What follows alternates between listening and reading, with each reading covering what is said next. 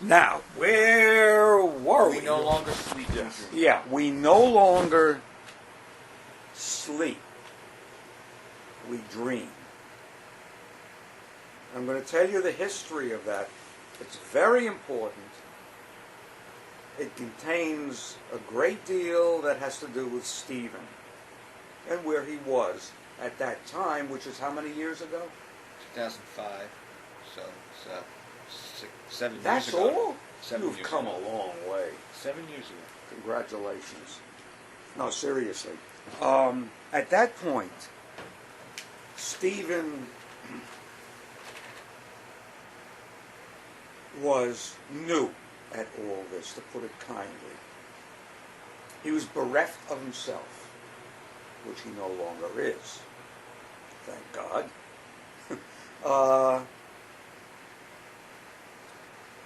We were at the Metropolitan Museum, and we were in a room looking at clocks from the 14th, 15th century on. It's fascinating.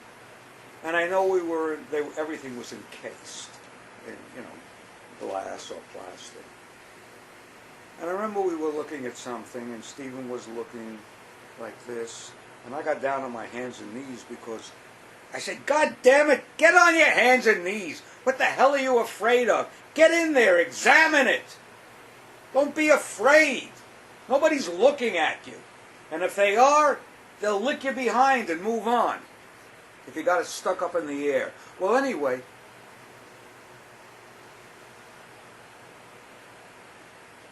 I continued there, and he drifted on. And he drifted into a room, just to the right.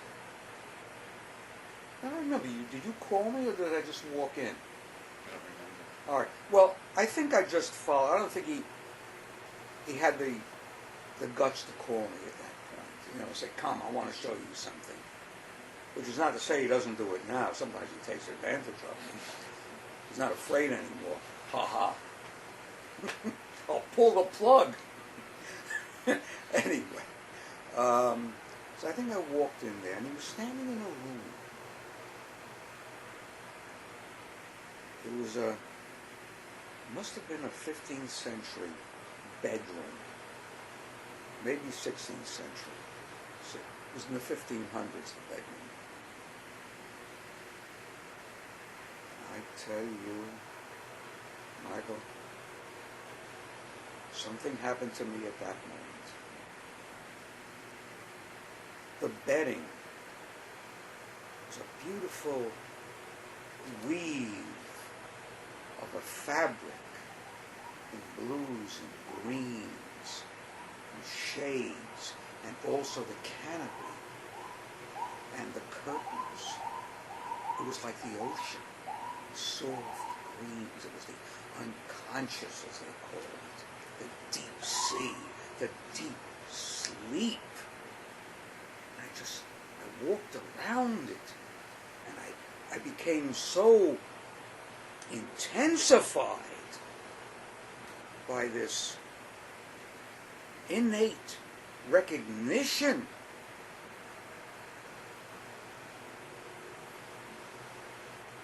around the room and around the room, and there was a mirror also, and I looked at myself in the mirror and the background of the bed, and then I walked around to the other side and then came back and forth, and as Stephen says, I began to look like a crazy man. And I think at that point I had become so consumed with this inner messaging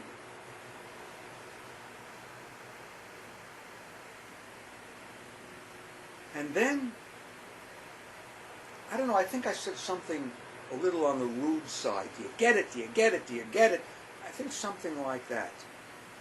And there were some other people around on the floor.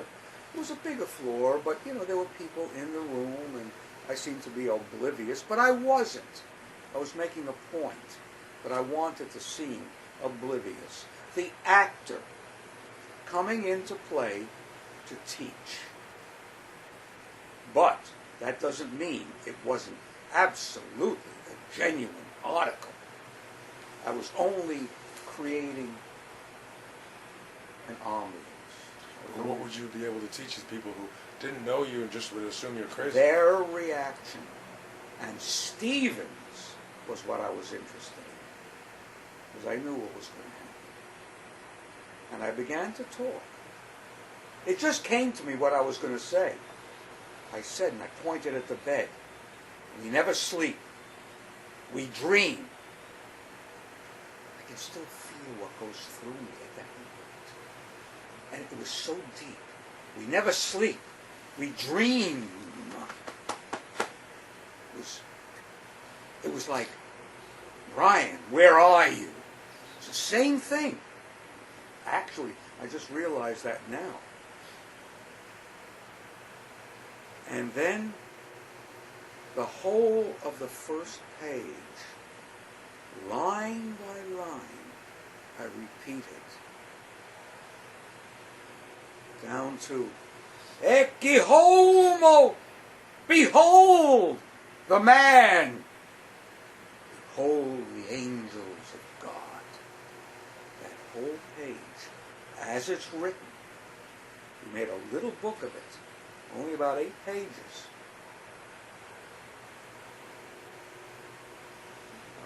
But that was it. We never sleep. We dream. From that point on, you could say it became the mantra of a good signature. So in other words, there were subtitles. How do the lovely thing. A good signature. We never sleep. We dream.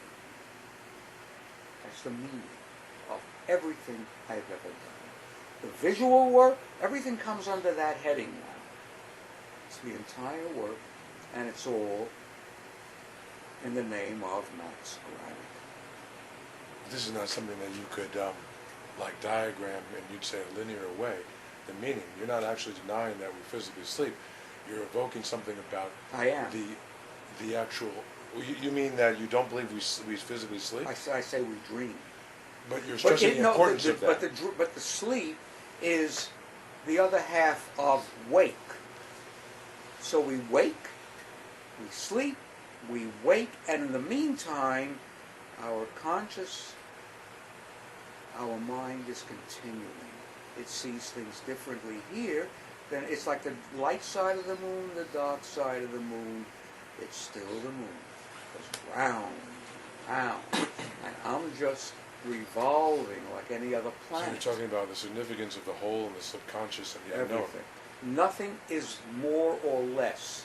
The dream world is not less than the waking world. Most often I feel like while I'm awake, I'm also dreaming. And while I'm dreaming, it's like I'm awake. I'm going through all of that. I'm living it. And very often I know I'm dreaming. And where I am, I'm saying, Jesus, I'm dreaming this. I got to get the hell out of here. I don't like this place. And then, slowly, I get out. Because I know. Out of that mental state, it could be just. You mean out of that mental state, not necessarily a physical location. Hell yeah, out of that mental state. And I can wake myself up. Or I say, open my eye. Open your eyes, stupid. Open, you'll see the wall over there. So eventually I open my eye like that. Oh yeah. Then I go back into the dream. Because I want to be there. I want the whole thing. It's idiotic. What am I going to do with this? I don't want to get started 11 because then I can't stop. And then again, the Buddha just means one who is awake. That's all. They're not necessarily denying the validity of a dream experience, but they're referring to what you described as a totality of a general awareness of reality. And that's what makes it all so funny. How can I take this seriously? Well, And yet I do, but I don't. Many enlightened people have that kind of crazy wisdom or laughing wisdom, Yeah. where it's everything is richly ironic and textured, even the most ordinary experiences. Everything. I mean, if I wash the... Well, I don't wash dishes because I don't make dirt. I just eat from the freezer. Keeps it clean. Keeps it You're easy. the ultimate bachelor. I have a heating pot for water. I'll make tea or something. I don't have a hot plate. I used to, but I never made anything. So I got rid of the hot plate, bought this thing, put it over there, put the water in, heat it up, and I got tea for the whole day. And if I wanted, I can put coffee in it. I don't even separate the coffee from the tea. I put the coffee right in the tea.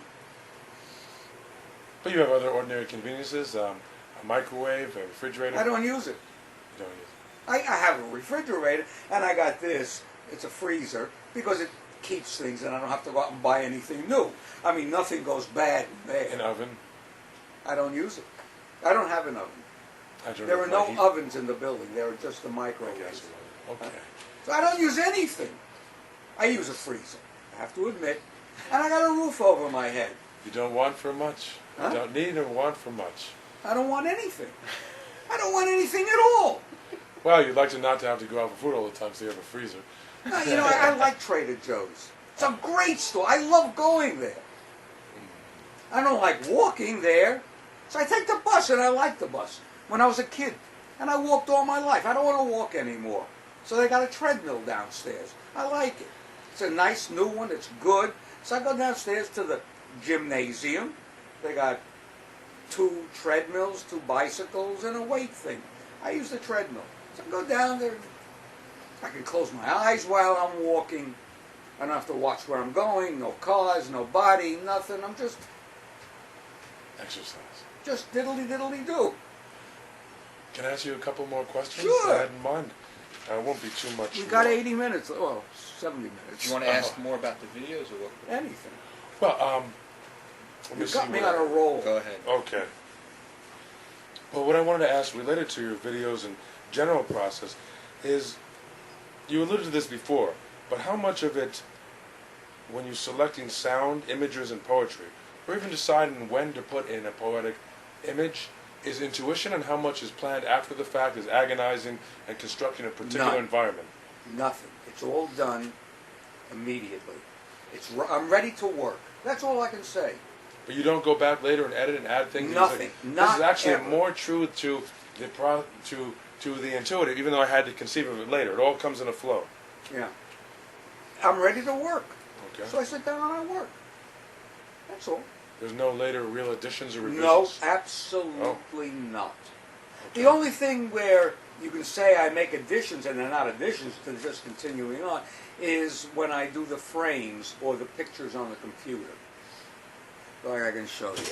Oh, I'm familiar with those. Oh, yes. Okay. I've seen your So videos. when you see a frame, you have to. I mean, you know, of course, that take something from here, and then I know already what I'm looking for most of the time. And if I don't know what I'm looking for, I just go through my files. You know, I got one file called Lauren because it all started at that point. That file. And it's got, like, to his consternation, about 2,000 things in it. He says, well, yeah, I don't like separate files. I got enough separate files. I want it all in one. I go, whoop, whoop. Lauren as in Lauren Ellis? Yeah. Because somehow it all, that particular file that we started was made at that time. It had pictures of Lauren. Lauren in it. So I called it So Lauren. you just decided to. Yes, I called it Lauren. It's easy to remember. I got you. Very nice. So I just go up and down, and I look, and I'm not looking for anything. I look, and all of a sudden the color gets me. Hardly matters what it is, because it doesn't matter what it is, it fits. And when you shift the moods dramatically, from a certain dissonance or relaxed to more ominous, is this something that you have, even if you later produce the exact images you're going to pair with them? Yes. It's the actual mood and there's shifting of something emotion here. comes immediately? Yeah. When I start the work, there's always at the beginning, it's in here. I know it. It's time. That's all. So here, I just continue. I don't care, almost which note I put down first. It doesn't make any difference. Because something's going to follow it. And the right one, whichever it is, I'll go here. I do it with my eyes closed. Very rarely do I look. So, I'm sitting there like, I know where it is. This is the sound I want. But even the knowing of the sound and the shifting moods is not something you so much plan as No. you feel. at the moment? Well, I know that all this is going to take place, and if I hit one note, let's say, I hear in that note, after many notes that comprise a section, it's all leading to another section.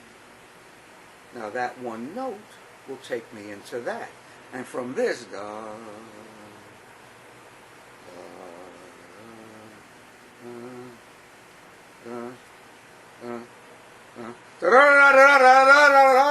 I'm right in it. So it follows. Very natural. Just like a cloudy day is suddenly sunny. Everything just... It's not a calculation, it comes to you. No. There is no need to calculate because it's already in here. And I know it. When I start a picture, I know what I'm looking for. I know what it's got to look like. You trust your intuition to give you the tools. Well, it's not, I don't say it's intuition. I say it's knowledge. Knowledge of the self. I know when I'm ready. I know what I'm going to do. I just have to do it. Make it out of all these things that are in the computer. And what does it mean at the very end of the video I just recently saw, about a half an hour? The phrase that leaves itself ghost-like over the screen for the last moment. The event itself is becoming a thing. He brought that up. Let me ask you, what is it? The event becoming a thing. What I think it likely means? I don't know what it means. Oh, okay. Well, I could go on and on. I want you to. You want everybody yes, to figure that's that what out I for want. themselves. Okay. If it was intriguing for you to remember, why? But you brought it into the world. I did. Why? Brian, where'd you get that? I don't know. But I do, I have enough compatibility with myself to know I know to accept, to take what's given. I'm allowing myself to take what's given to me because it's always been there. It's just that I'm ready to receive it. It's always there. Given as in by the universe? Yes. By the basic structure there that you can access? Yes, by whatever it is, the necessity. The necessity is there, the necessity to be recognized, and it can only be recognized by me through me. I can get a hint of it through somebody else, sure, but I can't know it intimately through somebody else. Never. I can only know it intimately. Pretty much all the wise men say that whether it's through service, meditation, study, doesn't that matter. you have to absorb it in a personal way. Mm-hmm. And book learning only alludes to it, the finger point of the moon. That's right. Now Max was a framer. Goddamn good one. Now, was he not more than that? I was going to ask you He was a wise night, man. You had mentioned in the question and answer period after the presentation I saw you do about him dying in your arms. Yeah. And you seem to have a similar relationship with Mr. Stephen Gambello. Yeah. So please tell me whatever you'd like about how your relationship evolved, what else he transmitted to you, and what's going on now with your personal mentor relationship with Stephen. Well, not much with Stephen. I mean, What is the bad scene? What do you mean? I mean, I just pretend that, I have a purpose. Right. And he comes and, As long as he's sharing that same dream, everybody's happy. No. Well, Max, all right, first, I finally got over never got over my fear of him. Still afraid of him. I mean, he's my teacher. He's my master. I always defer. I probably know what he knows at this point. Sure I do. And yet, he's the teacher. So I look down on him. Just like he looked down on me. So you also do have somewhat of a rough relationship, as in a seemingly superficially cranky Zen master who uses various techniques. It could be shouting, it could be slapping your face at a certain time when a certain tension is reached to wake somebody up, to get them to a certain realization. Look, he said, you're a jerk, just like your father. Well, that woke me up. That woke me Did up. did it get you to change some of your jerkiness? I realized I was a jerk. But he also meant to indicate you should do something Oh, about that, right? absolutely. He always indicated. He didn't have to say much more than that. No, he didn't. I knew. I went to him. I saw him, especially toward the end. I saw him. At least 4 times a week, maybe 5. I would go up. He was dying. He had the cancer. And so he would sit in his chair. He had an Eames dark red chair, beautiful chair. And he would sit there, and we would talk a little. And at that time we had talked so much by, all through a lifetime. Talking about this is more than 20 years after we met. And curiously, Stephen and I were talking about it. All that he had given me about structure and painting, once he closed his shop,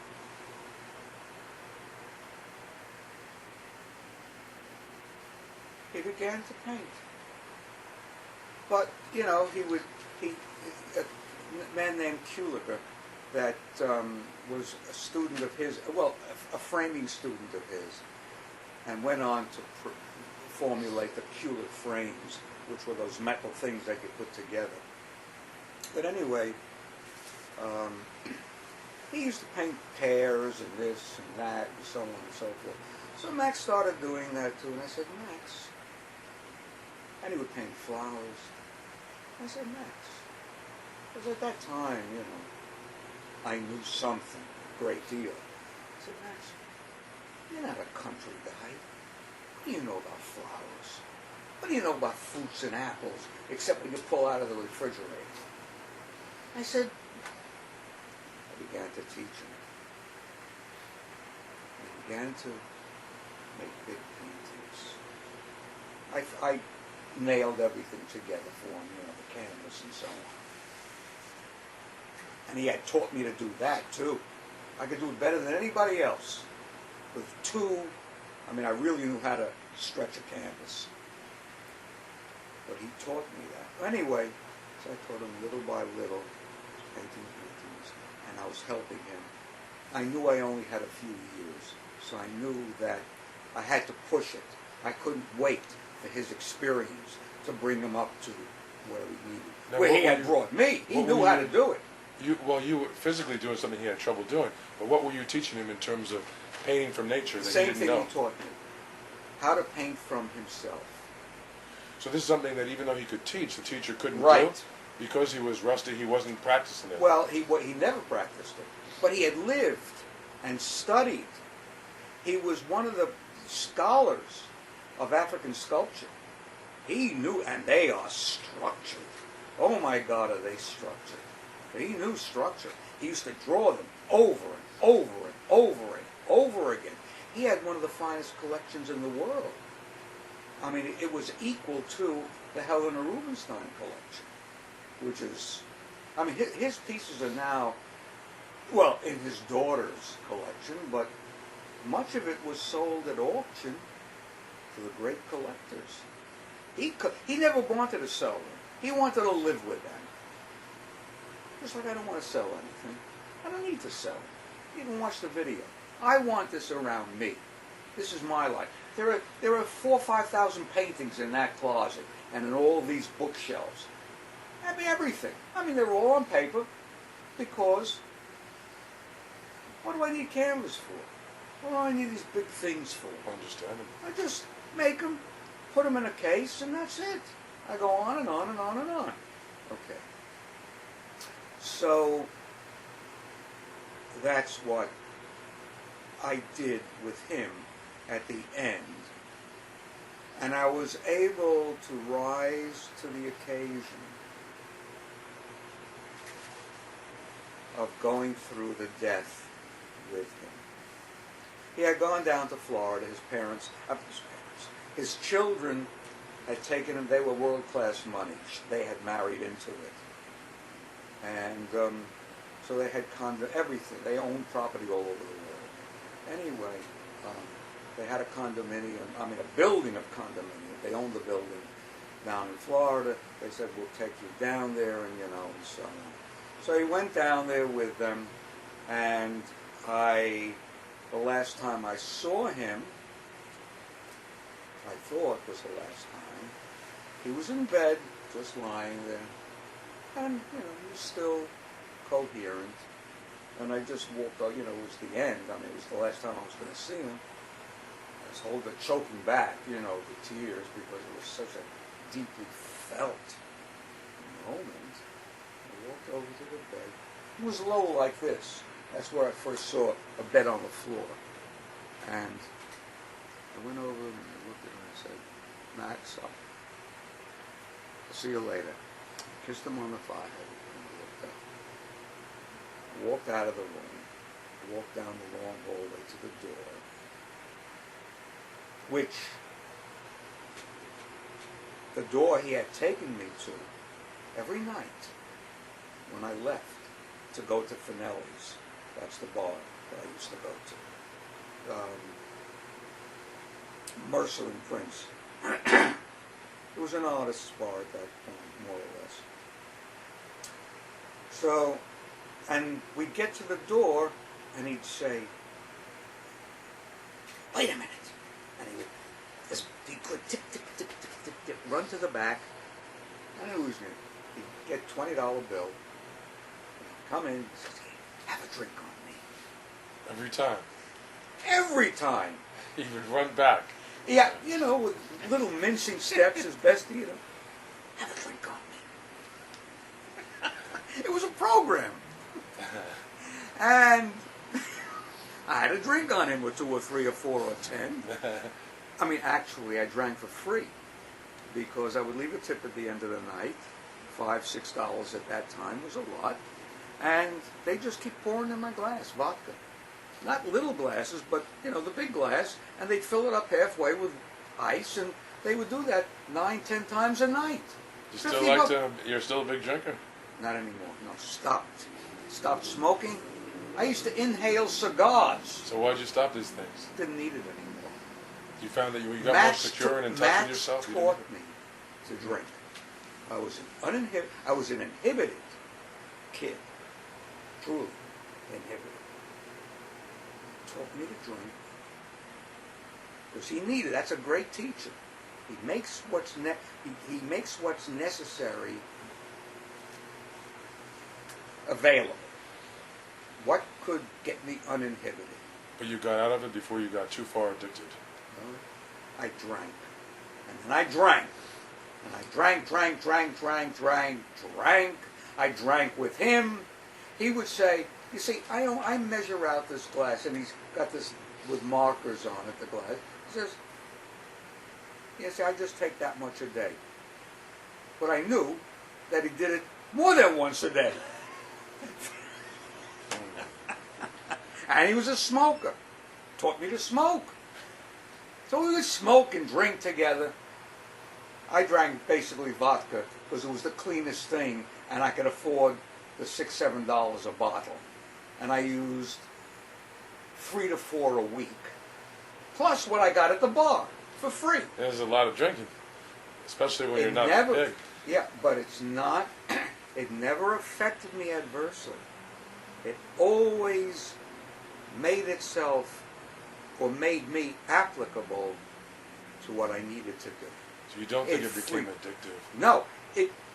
I was a non-drinker who drank, almost like with a purpose.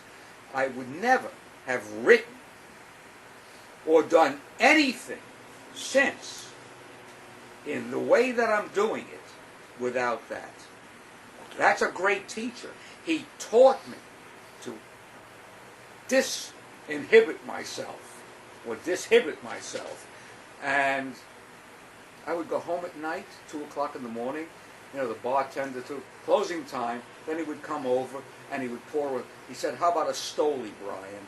And he would pour a Stolichnaya for himself and one for me. Otherwise, I drank the usual Ajax, that they serve at the bar. But it was vodka, so it didn't have any fillers or junk in it, colors. So I would have that, and I would go home, open up my typewriter at that time, and I would start that. And I would be taking notes all night long. Snippets and pieces I heard here and there, and I would write about the army, little notes, disparate. This was, I'd go home, back to the studio down here on J and Water Street, take out the typewriter, and I would, whatever came to mind first by looking at it, I chose that. And the next one, and the next one, and then the next one, and then the next one. That. And then the shape took place. The disparity seemingly became whole. That was the rain. And that was the mud. That was the clouds. Everything in motion. The clouds change. The water changes. Everything. But it's still itself. Changes, you can't pinpoint it, goes inwardly, infinite, and down infinitely into the unconscious. The macrocosm and the microcosm. That's right. Oh yeah, over and over. Like you say, the fractal geometry, But all that is happening at the same time. You got a fractal piece over there, another fractal piece over there, and you got a billion fractal pieces becoming fractal pieces. Put them all together, bibbity bobbity boop. I thank you for the tour de force, the review of the nature of life, the universe, and everything. And I'll just ask if there's anything else you'd like to say in addition about the end of your relationship with your mentor, about what you're doing I'll now. tell you the end of the story. So, subsequently, he didn't remain in Florida.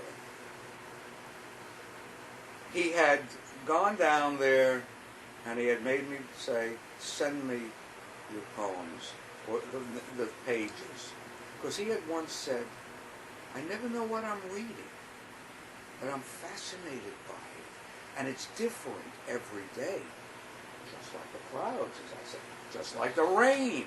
Just like the ocean, it's different every day.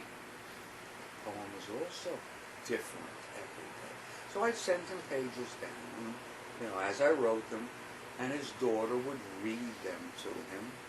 And there was one in particular which he said he really liked hearing.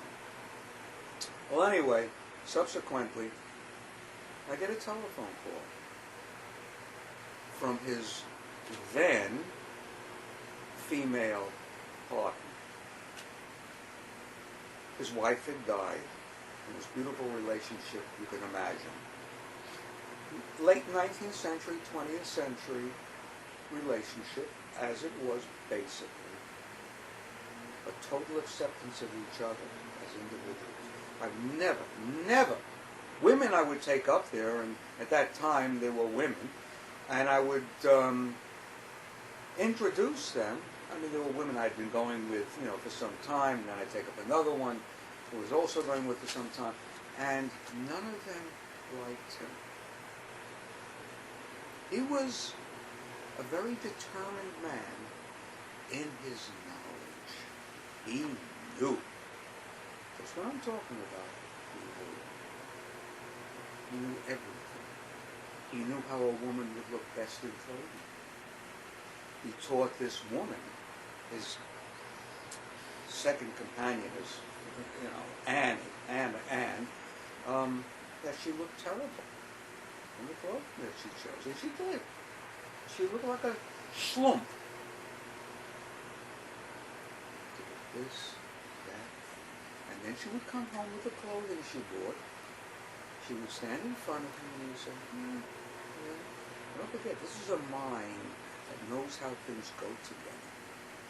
Finally, she dressed. She dressed. She knew how to dress. And she was ever great. And he taught her other things.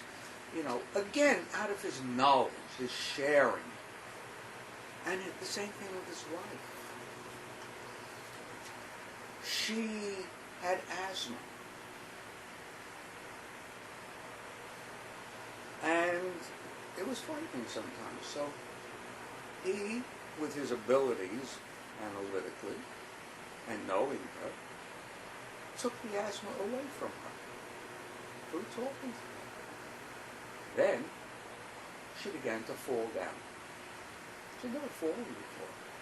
Well, she fell in front of a bus. I mean, the bus was stopped, but she... And he said, she needs the asthma. This is worse than the asthma. But she's falling in place. She needed the recognition of something.